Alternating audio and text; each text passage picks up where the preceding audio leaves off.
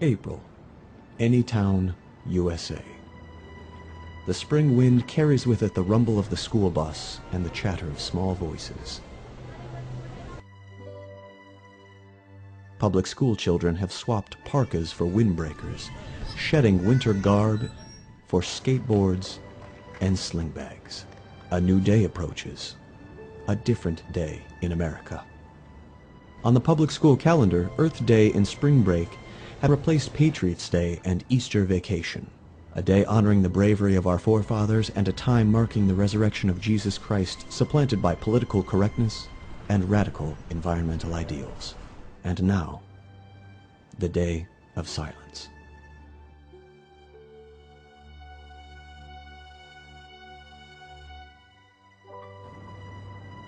This is not the future. Right now, all over the world, people of faith are being told to sit in the back of the bus. From kindergarten to the 12th grade, schools across America are being encouraged, in some cases coerced, to reserve a day in April to bring attention to anti-lesbian, gay, bisexual, and transgender name-calling, bullying, and harassment. Students and faculty are asked to remain silent to honor the brave struggle of those in their quest for equal rights, to show empathy for that struggle, and to portray the bigoted oppression of a racist America.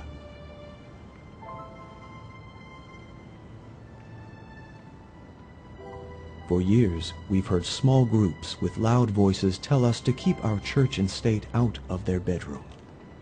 All the while, and before one could speak, their bedroom is paraded down the street, broadcast into our living room, and now endorsed and promoted in our children's classroom.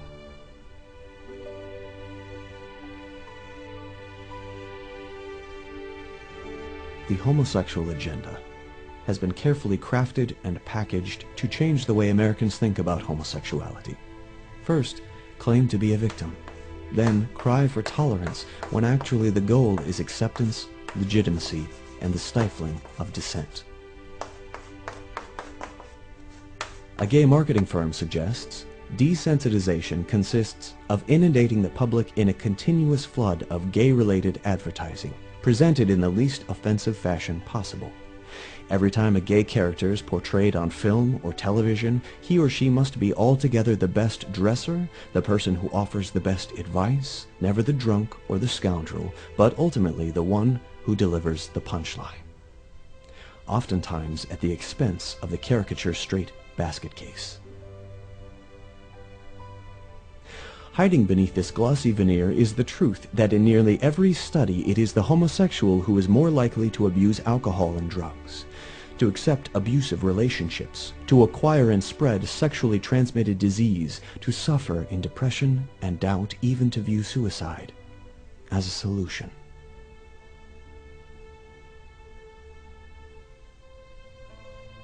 A young man's exposure to the sex education of the public school is well surmised by Joe Dallas.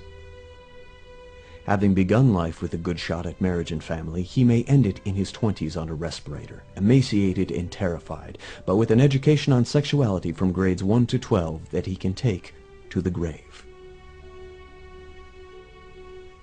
As Paul Rondeau explains, jamming is psychological terrorism meant to silence expression of or even support for dissenting opinion, reframing the argument so that there are only two positions, that of the reasonable, tolerant person, and that of the stilted bigot.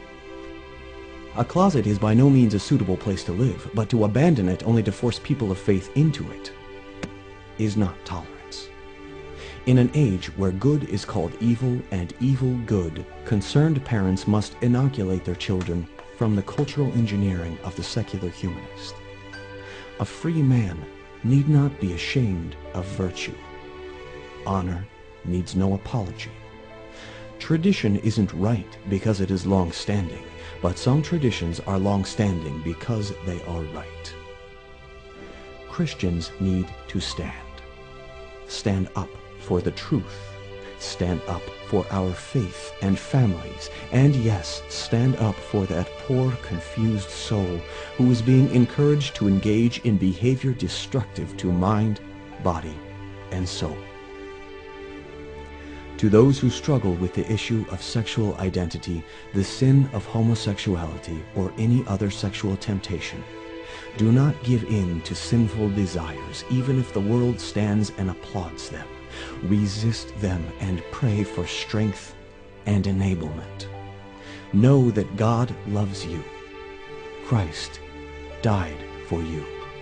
The truth can and will set you free. God has not abandoned you to struggle alone, and neither will we.